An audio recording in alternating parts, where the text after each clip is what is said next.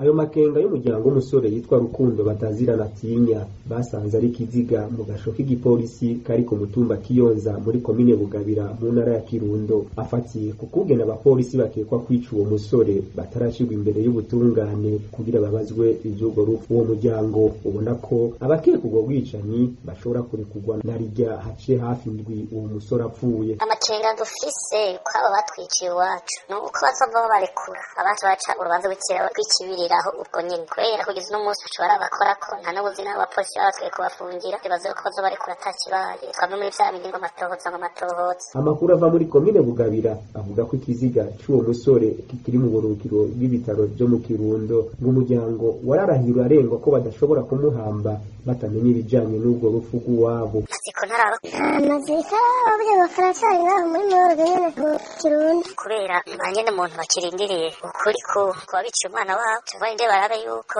ico bateka bivuga ko bashaka kwacana n'urubanza canke bahana. Tubamenyeshe ko uwo musore Rukundo batazirana atinya yari yafashwe n'abapolisi baramukubita bamushirako minoti bongera baramufunga. Bukeye bwaho niyo bamusanga amanitse ku mugozi mu kizu citwa ko aragashoka abo bapolisi. Abapolisi basiguye ko bahagaritse Matinya nawe acari yahura mw'ijoro. Abo bapolisi rero boba bagomvye kunyegeza ko yagandaguwe mu kwerekana ko umuhisi yiyahuye